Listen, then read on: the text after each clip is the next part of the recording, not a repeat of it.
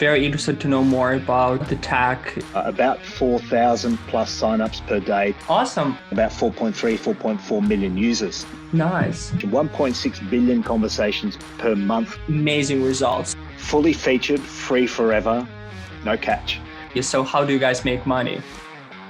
Great question, Michael. And the answer is very simple.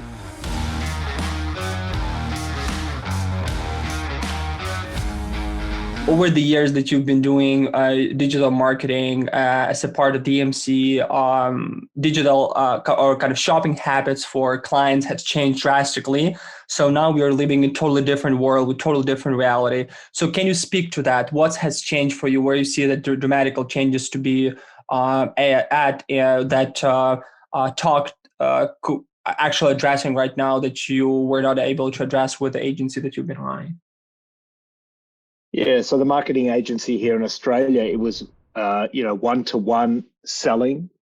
And when I started, I was 21. And I think a lot of what was acceptable back then and quite interesting, people were inquisitive about the way that one was approached in a shopping center environment or in their business or even at their home was welcomed, and that was great. And we had I think they call them the wonder years, Michael, back at the beginning.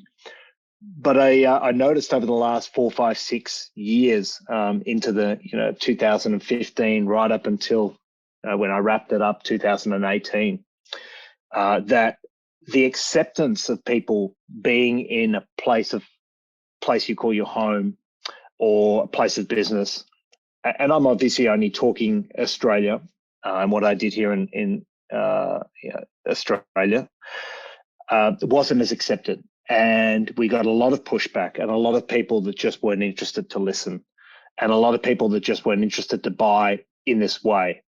Because what essentially we were doing is we call it, and the word is badgering. We were, I guess, trying to get a customer's attention when they weren't prepared to give the attention at that place in time. Right. And so what I've noticed very much so over the last few years, and in particular with what I'm doing now with Talk.to, is that if you're where the customers need to be, rather than necessarily telling the customers where they need to be, already there's an open line of communication there, and people are much more responsive to that back and forth conversation. So with everything going digital, as I'm sure all of your listeners and your audience would agree, and a lot of businesses going online because they need to, and with what we've experienced over the last few months in particular around the globe, a lot of businesses had to push online and got to get out of their comfort zone. We've been able to be there with a tool that allows businesses to communicate when customers need them. So as the customer is browsing and they come up with an issue, they can reach out to somebody online, and within seconds, the other person, the business owner or staff, can respond and be there to assist in that journey. Got it. Okay. That's what people want. That's what people want, Michael. Right.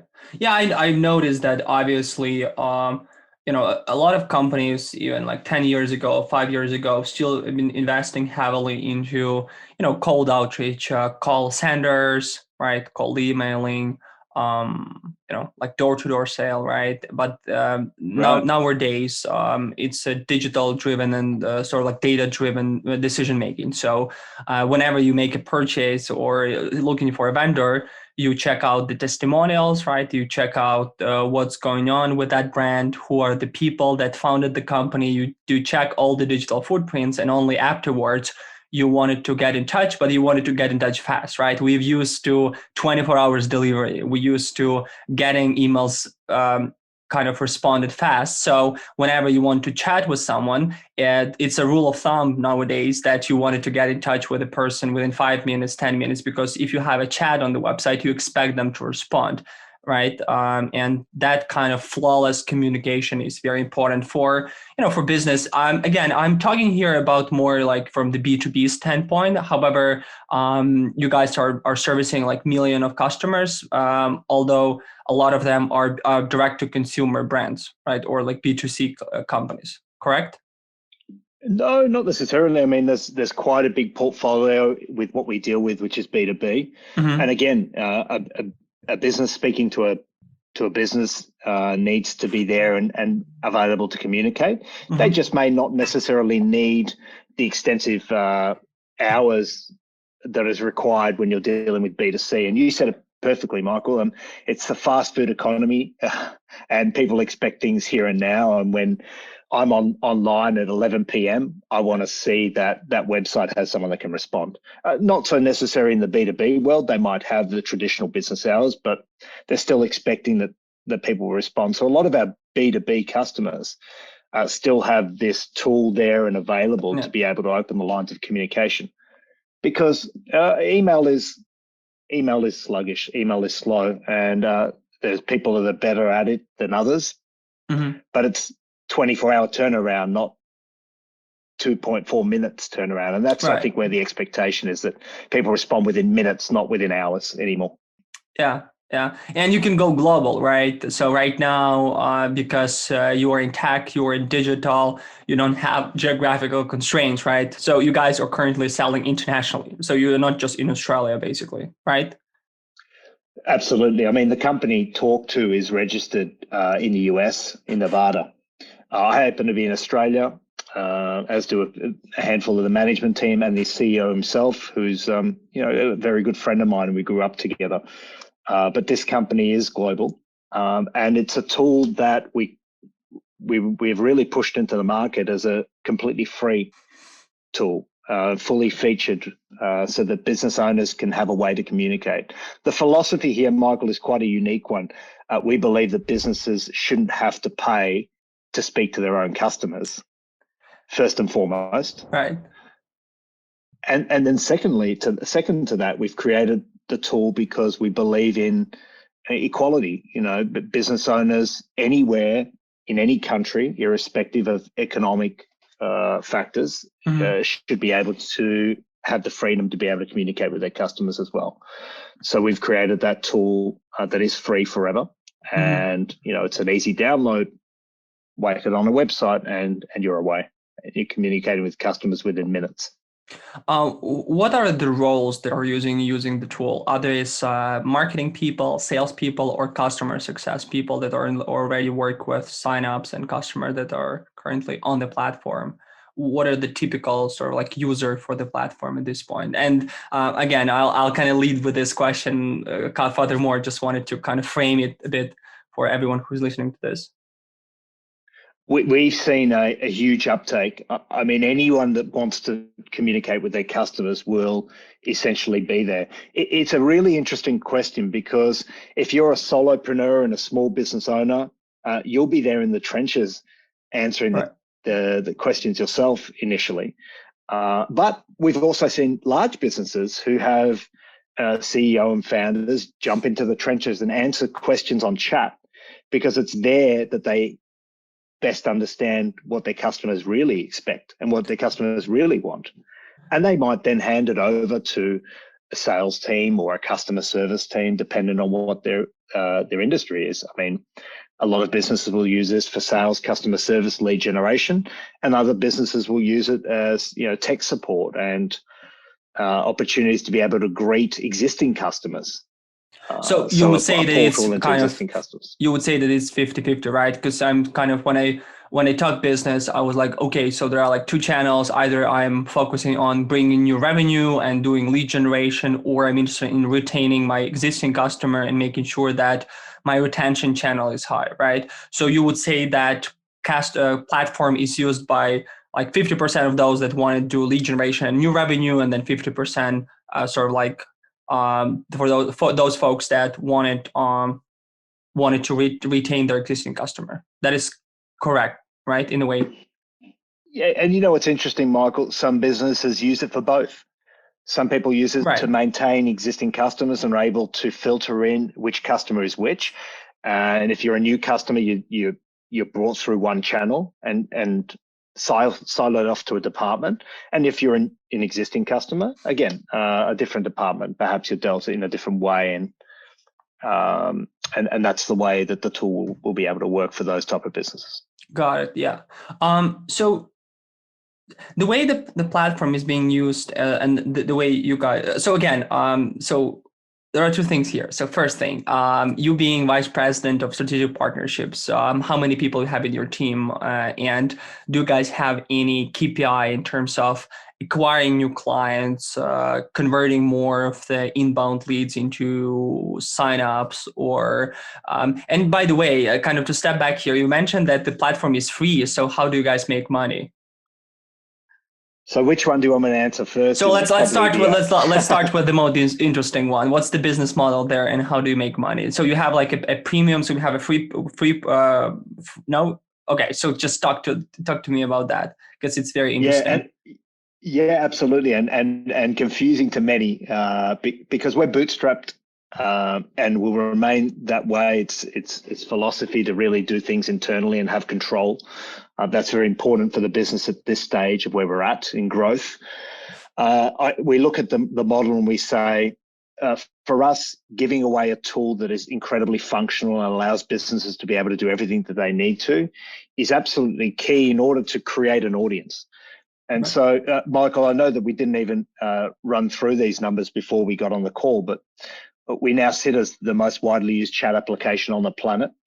About 4,000 plus signups per day to the widget as it stands right here and now, and tipping on about 4.4 million users on the platform currently. And that is fully featured, free forever, no catch. So the question that everyone does ask is, how do you monetize? And the answer is very simple. We understand that there comes a time and a junction where businesses see value in what we call our add-ons. They're not a necessary add-on, so it doesn't affect the way necessarily that the tool runs, but they may offer businesses who believe that some of these add-ons are important an opportunity to be able to take them on. One of those add-ons are to remove the branding at the bottom of the widget that says powered by tawk.to. So if you want to do that, there's a fee to do that. Right. Another one is a video voice, similar to what you and I are on at the moment, but it launches from the chat app. So if you're chatting with a customer and you want to switch to video or to screen share, you can do that directly from the widget, and that's a paid add-on. And then, so they're product related, and they're the only two we have at this stage. And then the service related ones are really interesting because we know that business owners get very busy from time to time. And when you're getting customers on your site at all different times of the day, you can't drop everything and just focus. Yeah. So we provide something called a hired agent service, where we can have a team of agents online and available to answer chats 24/7, 365 days of the year for $1 per hour. Nice. Really sweet. So there are businesses that, sorry, Michael, there are businesses that might take that on after hours, and there are businesses that might take that on 24/7 to be there and available. And then they focus their own staff into other areas that they're skilled at, and we can take over chat as an example. Perfect. So having 4,000 new signups every day, that puts a sort of like pressure on the team, right? So most of those, do you have any metrics in terms of the growth that your team should follow, or it's more like an organic growth? So you're kind of focusing on building great features and great product and maintaining your customers, but they're not necessarily a certain rate that you wanted to grow, and that's why your team has like, you have 4,000 sign up a day. Then you say, okay, can we push for 4,100 or 4,200, or how many of we convert? So how does that work for your team at this point? Yeah, great question, Michael. What's interesting is that last sentence that you said, organic growth and the opportunity to allow people to come in when they see value in the product on somebody else's website is essentially where we're at. We don't advertise, Michael, as strange as that might sound to a lot of your listeners. You won't see an ad out there in the marketplace. You won't even see a blog post or a lot of content being posted. What you will see is millions and millions of customers using the widget, and millions of conversations. I mean, I should say billions of conversations. 1.6 billion conversations per month go through the widget. Wow. Yeah, that's one in That's a 3 lot. human beings on the earth, right? Yeah, And so that's amazing. that's where the exposure lies, and that's why the organic growth essentially comes from. And so we let that happen, and we don't even advertise our add-ons. They're there in the dashboard, and people will see it. And if they have questions, they can then either come in for a free trial of the hired agent service or reach out and make a payment for very simple product-related ones like the add-ons that I talked to you about, the white label and the video voice.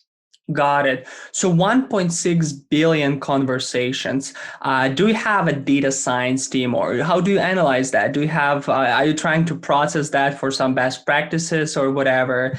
Is there any way you work with that data at this point, or you're not at that stage yet that you wanted to dig into that data? Because, data is the new gold, right? So that's why, YouTube, Amazon, Google are so on top of the game, right? Because they have access to data, and you having access to 1.6 billion conversations, that's huge, right? So it is huge. what do you do with this data? Or it's sort of like at this point, it's more like just there.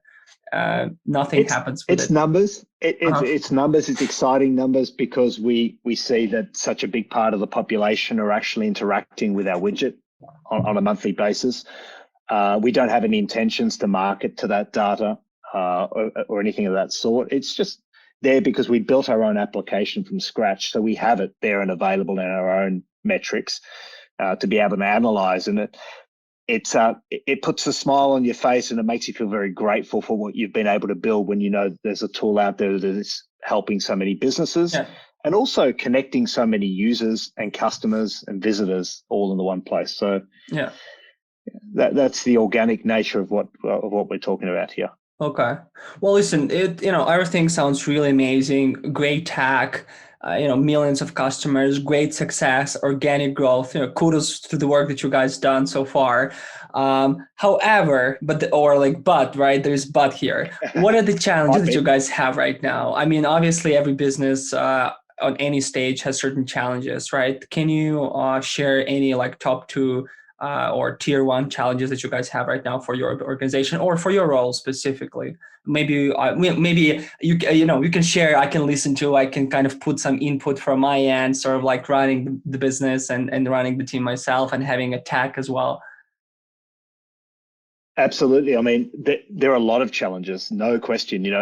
As in any business, the one that I started back when I was 21, right the way through to something that I'm working with at the moment that is so much bigger than where I was. There were always challenges. And for us, it's, I would say one of the major challenges is managing staff.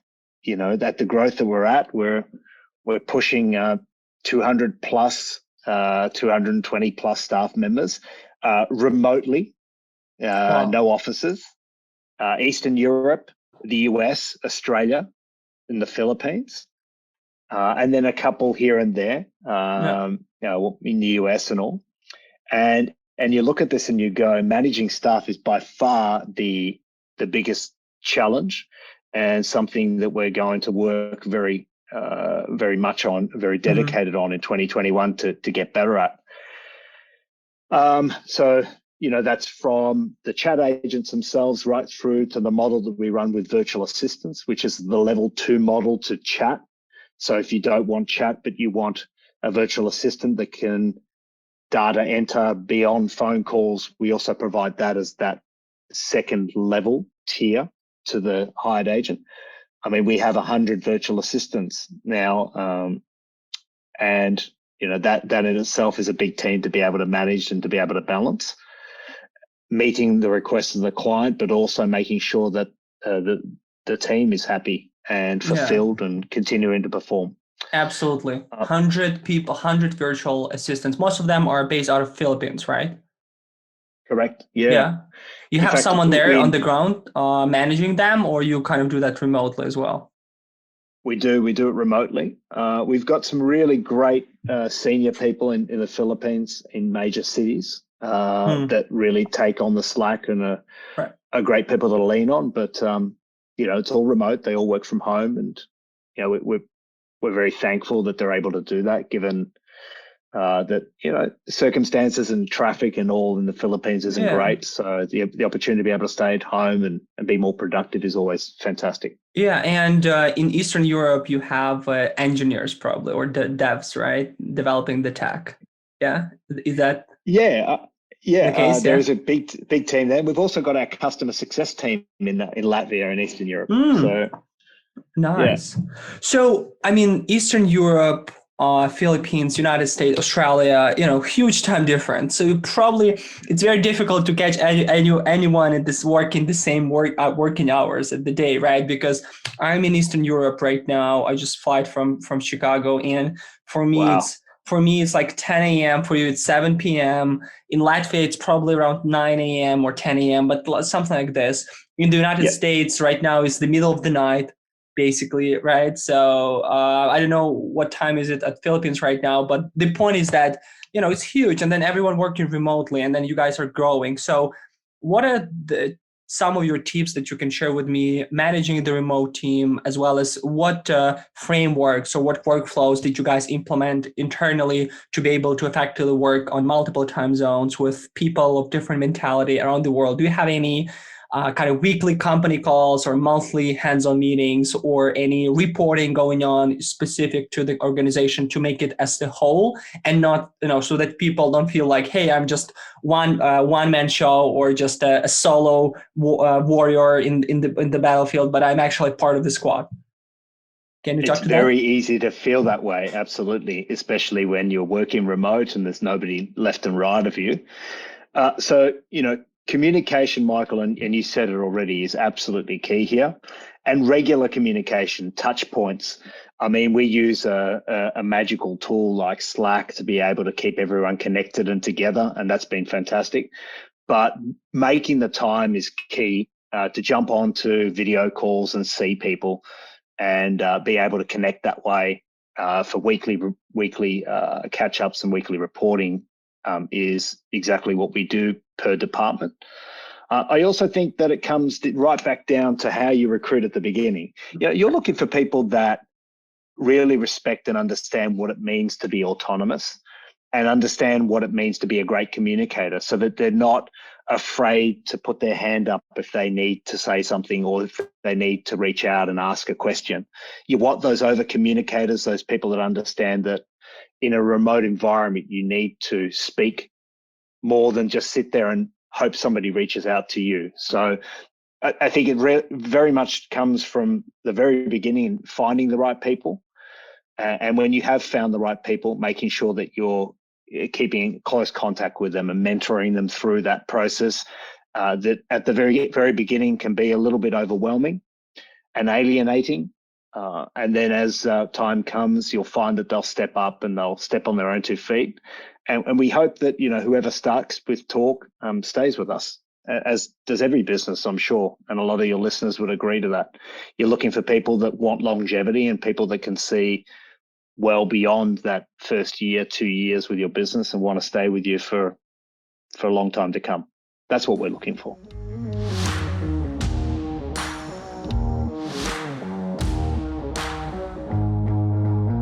Can you tell me, what does Vice President of Strategic Partnerships do in the tawk.to? Because it's sort of like, and honestly, it's a very whenever I'm thinking about sort of like like a corporation where you have like hundreds of the people and a very like complicated product, and I understand that product should be marketed with a lot of partners and so on and so forth. And I understand, okay, so strategic partnerships or vice president of strategic partnership is the person responsible for making those connections with key partners that could market your platform and push you forward. Is that the same within your organizations, or the role is a bit different in a way that you execute it?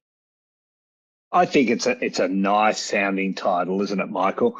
But for me, it means a lot more than the way that you've defined it, where I think that definition that you gave, that title, is very typical of what most people with this title would be doing. For us, we're still small when it comes to our management team. And we'll grow in the next few years and we'll take on some really big positions, but we're still small. So there's a small team that wear a lot of hats. And I'm sure you do the same as well in what you do. And so, when I say strategic partnership, a strategic partner could be a partnership that we build with someone that has access to many users, or it could be an opportunity to be able to build a strategic partnership with just one person that wants to take on an important add-on like the hired agent service. Or it could just be a user that needs me to get on a phone call and walk them through the dashboard so they're able to get the most out of the platform, Right. and then be able to use it the best way that they can in their business. So, I've been blessed to be able to work primarily when I started in sales and business development. Mm-hmm. And then the title sort of came along early 2020 because we launched a partner program. And so it made sense for me to lead that launch of the program, but also keep my hand where it needed to be in sales and biz dev. And that's been the absolute blessing of being able to do what I do, because it allows you to really learn and understand your product and learn and understand your user, and then understand what your user is going to need in the future. So together, and there's a couple of us in this role, we've been able to really get the best understanding of product, user, and market fit, I think is the best way for me to describe that. So I don't know if that answers your question in the right way, but it's a nice title, but I do a whole bunch of other things that I link that title to. Right. And it makes fun, right, of working actually and executing on this title, right? Because, very often, and this is one of the blessings by being in sales and business development, is that you meet so many new people and you kind of charge from them and conversing with them and getting so much new every day that, you can execute on this role for months, right? Or so it's not like that blended role or that blend role where you kind of sit every day and you kind of say, you know what, I want to move forward, right? In sales, you always move forward with every new customer, with every new challenge that you face, right? Executing on the role. So exactly. Amazing. And you mentioned a product and understanding the product. Do you have any specific tools that you guys have in place to analyzing your user behavior, how they use the platform, or tracking the way they engage with platform, or sort of like just aggregating the data in general? Because I know that very often you do have a lot of like those extensions or add-ons that people use to understand how users work or not. But having like 4 million users, like you obviously are not, you don't have like a basic tool probably that would give you the data, because it's not going to be, it's too much data there. So how does you work with regards to the product, like understanding what new product features to release, what customers need right now, as well as just analyzing their behavior on the platform, what they use, what they don't use, what they need, they don't need? Is it through just conversations, or there's sort of more like data-driven approach with regards to tracking and doing like cohort analysis and some other stuff? Yeah, great question, Michael. We needed to dig in, and we took some initiatives early 2020 and said to ourselves, we need to be different. We need to speak to our users more. It's not enough for them to reach out in chat if they don't really understand the product, or they want some assistance with setting up a particular tool in the dashboard. Why did we give them an opportunity to reach out to us and set up what we call a free business analysis call? And so in the dashboard, if you've become a user, you'll get my emoji face pop up saying, want to book a free analysis call, please, here's my calendar link, book a call with me now. And we've had hundreds upon hundreds of incredible conversations that has allowed us to really understand what areas users are really struggling with that should be a lot easier to use, and slowly start to build out the intuitiveness and the functionality of the dashboard because of that. That's part A. Part B, when you're speaking to people, you start to understand exactly what they need. And in there lies why we released one of our biggest products this year for free, and that was a hosted knowledge base. To be able to create a knowledge base frontline and be able to have a help center there and available for you to be able to use as part of the tool was the reason why we released that. But Michael, we either ask on these free analysis calls, or, it's not advertising, but we reach out to social media with the users we have, and we say, hey, if we were going to release one of these next 5 products, which one would you want? Yeah. And that was amazing, because the learnings we got from that this year was incredible. I mean, the majority of people came back saying, we want a chatbot, we want automation. And we've steered away from that for a long time, because we felt that the technology wasn't in the right place, and that meant that the user experience wasn't great. And we know the statistics are pretty horrible. You deal with automation with a chatbot and you have a bad experience, and you might come back to that website, but you're not touching that chat. 68% of people won't dive back into chat anymore. So we sort of held back, and we stayed back. But, the marketers have spoken loud and clear. So that's just one of the features there is in build for next year, for 2021. And we've just asked, and people have told us, and that's been amazing. I'm not sure people that listen to this realize how difficult it is to make the right decision in a space of developing your own tech, because you have resources and you can do a bunch of different stuff. By prioritizing and choosing the right one and not choosing the other one is super difficult, right? And sort of like, and just understanding that, okay, this is the right way of spending our resources at this point. And there are so much things that you can do that can be totally different. So one of the last things that I wanted to chat with you about today, John, is are there any product decisions that you guys made that are the right decision, and you saw the spikes in performance for the platform? And let me give you an example just to put this more into context for you. So I have a team that develops tech as well, and we have this SaaS platform. It's called Folderly. It's an all-in-one email deliverability platform. So the tech works around making sure that emails are tested, and that whenever you guys do or any email marketing, that all the emails are delivered so they don't go to spam. So it fixes that spam and build up the email sending reputation and all of that. And we've been building this stack for the past few years only, and it's something new for us, because we've always been running an agency business and working directly with customer and delivering great service. But building a tech is a totally different story, right? Working with developers, making sure that you can create great tech.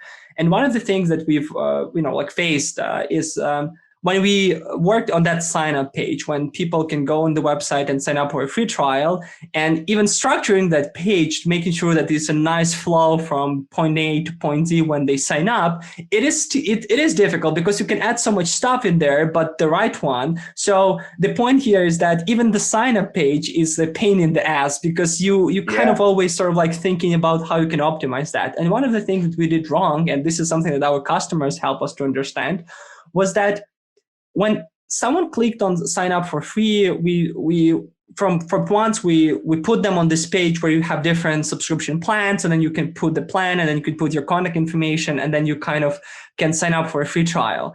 And our customer told us, saying that, hey, Michael and the Folderly team, it's weird, because when I click on the sign up page, I'm expected to put my contact information in there, and then maybe I can go to the plan. And you wanted me to choose plan first, which I'm kind of, am I subscribing to something, or so on and so forth. So it was confusing. Yeah. And this intel gave us an opportunity to change this, because we were losing a lot of leads, because they didn't move to the second stage when they left their information, because they were very concerned of that first stage of actually choosing the right subscription. And that was huge for us. So once we changed that, we increased our conversion, we got more leads, and people actually are more eager to sign up, because they understand that the next step is putting their information and then only the sign up page. So do you have anything on top of your mind right now in terms of the learnings that you guys had by creating and A/B testing the product that you can share? There always an argument, the color for the bottom, is it should be red or it should be green or whatever. So can you share anything of the things that you guys done that worked real well for you? Any small tips, but that brought some good results would be, really fantastic to learn from you guys and from your experience. It's been amazing to be able to see how simplicity on those landing pages is so absolutely key to people being able to not only read but digest the information that they need to receive. So removing the fluff has been a really incredible learning opportunity for me, and understanding as we've rewritten this page over and over again that less is more.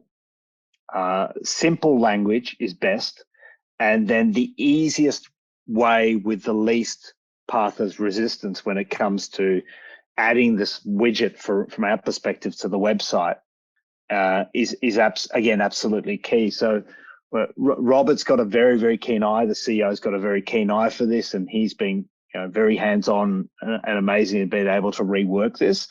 We've brought a content person on in the last few months that has revisited this all over again and is continuing to do so, because you need to continue to, I've noticed, rework and improve. And that never ends. Yeah. A lot of people, and it's only happened recently, but let's call it 4 months ago, a lot of people were getting on our landing page, and we felt that we were losing traction because we weren't explaining why the product was free forever. And so we were creating perhaps some doubt and uncertainty in that process. So on our page, on the main page, we now have a tab that gets the most amount of visits out of all of the tabs. And the tab is, why is tawk.to free? And it's Robert just letting people know exactly why tawk.to is free and the reason why we've created the product in the first place. And then explaining also how we monetize and why we do that. And I think the more transparent you make things, Michael, the more confidence you breed in people that are on your page, and the more confident they are in just clicking through and making that choice to move forward. So, for me, it's simplicity, some simple language, and less is more. Has been an absolute incredible learning experience for me, having come from a very, very different industry where landing pages and websites mattered absolutely nothing to me, absolutely nothing. So we've done very similar thing about our pricing page. What my marketing person asked me to do was, I had like thousands of calls with new customers over the years for our agency business, and they always end up asking 10 questions about what do you guarantee, right? What's the delivery time? What is the contract commitment? How do you guys qualify appointments or whatever, right? All of those questions. And what we didn't see is that all of our competitors, and us including, we didn't answer those questions directly on the website, like under the pricing on the like frequently asked questions, like, because these are the questions that people ask, right? And the thought was like, why we didn't ever answer those questions before. But once we answer those questions in a very simple manner, just put straight away question, what do you guarantee? This is what we guarantee. How do you commit? This is what you do. What the next step? This is what the next steps are. It brought us like amazing results. So just putting that very simple language. Reducing the barrier. Yeah, exactly. And so I do agree with you that simplicity and being honest and just transparent about what you do and what results you can yield, can bring you a lot of results, especially, again, considering the new era of digital shopping behaviors and so on and so forth. So this is really great. And I have to say, Michael, having live chat on your website for the times when people want to ask a question is always great too. I'm sorry for that plug. That's probably a bit cheeky, but yeah, no worries. Listen, that's we are receiving a lot of leads from our chat as well, and we put a marketing specialist or like a sales specialist role on top of that chat, so that we can get back to our customers, assist with them by chat, email, call, so on. And really, like, people, whenever they have a question, they just go in chat, say, hello, can you do this? Right. And then you just can answer the question. So they're very to the point. So it's not just, it's about, like answering the exact question in that manner, because person didn't find the information on the website. So it's sort of like can can bring you to the idea that, okay, this is what I'm missing on my website, on my landing page, that I can change so that my customer would get the information and convert and go further in the discussion, right? John, listen, exactly. It's been great having you on the show. I really appreciate you sharing this amazing insights and experience and talking about tawk.to. It's been a pleasure, Michael, and hello to all your users and happy holidays.